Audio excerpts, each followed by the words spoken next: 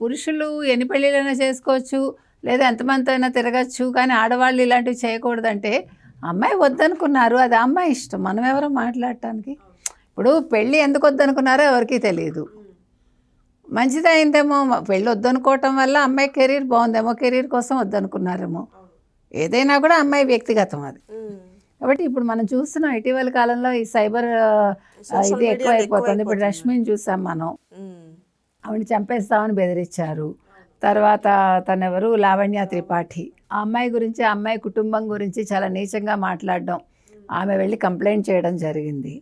తర్వాత రేణుదేశాయ్ గారు కూడా కంప్లైంట్ చేశారు మొన్న ఈ మధ్య. ఎందుకంటే చాలా అసహ్యంగా మాట్లాడి, తప్పండి.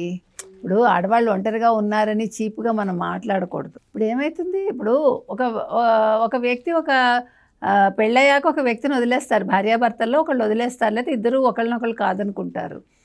అది అంతవరకే, మనకేంటి దాని మీద సంబంధం. ఒకవేళ ఆడవాళ్ళు హ్యాపీగా ఉండకూడదా? అంటే విడాకులు తీసుకుంటే ఆడవాళ్ళు సంతోషంగా ఉండకూడదా ఈ సొసైటీలో?